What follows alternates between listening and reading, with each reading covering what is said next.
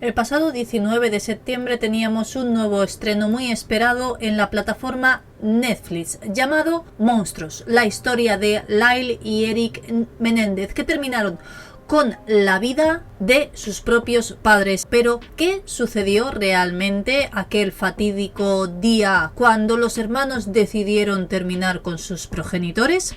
Con esta nueva entrega de esta nueva serie documental de Netflix, explora no solo ese cruel asesinato a su padre y a su madre, sino también los móviles que llevaron a los hermanos Menéndez a terminar con su vida. Relaciones familiares muy complicadas, dificultades legales que también rodearon ese caso, pero ¿cuál es esta historia que a día de hoy todavía remueve los corazones en Estados Unidos?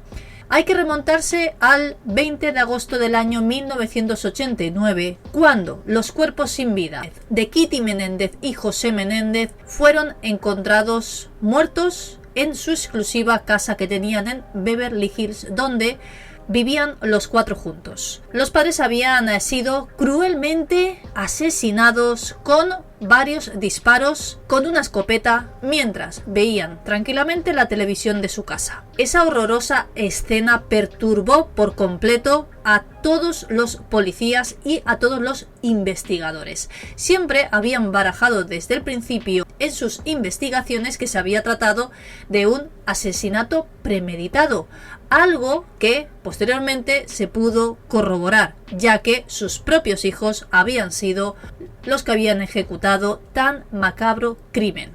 El proceso judicial contra ellos fue casi un show mediático sin precedentes en aquella época. Los hermanos llegaron a reconocer que habían terminado con la vida de sus padres en defensa propia, porque justificaban que no solo había su padre abusado en reiteradas ocasiones de ellos, sino que también habían sufrido abuso emocional, psicológico y físico por parte de su padre, y que su madre no había hecho nada para que su padre dejara de atormentarles la vida.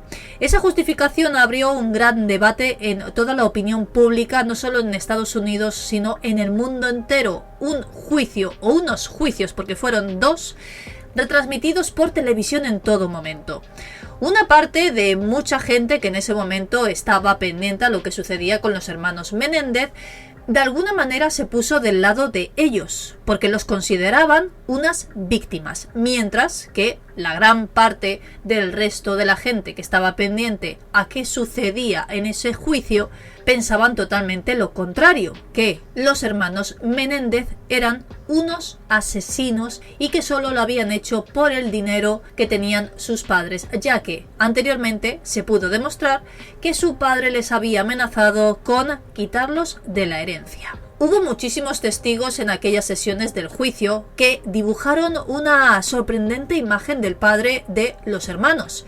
Era un conocido magnate que había nacido en Cuba, era muy autoritario y al mismo tiempo controlador. Su mujer, Kitty, tenía una enfermedad mental y diferentes adicciones, sobre todo a la bebida.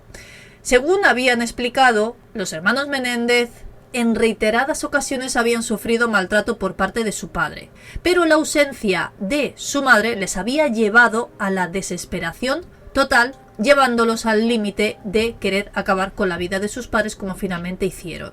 Esos juicios se hicieron por separado. Con una gran expectación, el país entero vio como los hermanos Menéndez finalmente eran sentenciados a cadena perpetua sin posibilidad de libertad condicional en el año 1996. Pasaron muchos años en prisión hasta que finalmente conocieron la sentencia. Este dictamen dejó bastante malestar en casi toda la sociedad por lo que sucedió. El dilema era sobre si realmente unas víctimas podían actuar de esta manera en defensa propia, mientras que otros lo veían como unos verdaderos verdugos. Los hermanos Menéndez fueron condenados a cadena perpetua, pero separados en dos cárceles distintas. Fueron clasificados como presos de máxima seguridad y también fueron aislados del resto de presos en sus respectivas cárceles. Lyle, de hecho, fue enviado a la cárcel estatal de Mule Creek Allí incluso pudo rehacer su vida, se ha llegado a casar hasta en 2 ocasiones distintas y por su lado su hermano ha cumplido condena en la prisión de Valle Agradable hasta el año 2018. Cuando Eric tenía ya la 50ª de edad, la justicia decidió rebajarle la precaución de máxima seguridad y hasta ese entonces había pasado ya muchísimo tiempo y se consideró que se podían disminuir esas exigencias sobre Eric. Al rebajar esa máxima seguridad, fue trasladado a la misma prisión donde estaba su hermano y allí se reencontraron. No se habían visto en los 10 años anteriores. En ese entonces fue todo un fenómeno social, un crimen en los años 80 que no solo impactó a toda la justicia en ese entonces, sino que también trascendió en la cultura de la sociedad. Y es que durante muchísimos años ha sido motivo de inspiración para diferentes películas, tanto documentales audiovisuales como literarias. Se ha analizado minuciosamente los ingredientes como el poder, el dinero, las relaciones familiares, y esas han sido las claves de que este crimen de los hermanos Menéndez no dejan de estar presentes en toda la sociedad, sobre todo americana. El juez en ese entonces fue firme con la sentencia que les impuso a los hermanos, y es que aunque periódicamente se difunden algunas pruebas y algunos documentos que podrían probar que los hermanos Menéndez no eran unos verdugos sino unas víctimas de sus padres, la justicia no prevé para nada que haya un nuevo juicio, aunque sí que es cierto que muchísima sociedad lo está pidiendo en reiteradas ocasiones. Aquí la gran pregunta es: ¿puedes actuar en defensa propia en el caso de que seas una víctima, ya sea de agresión física, mental o sexual? ¿La condena que se le impuso a los hermanos Menéndez es correcta?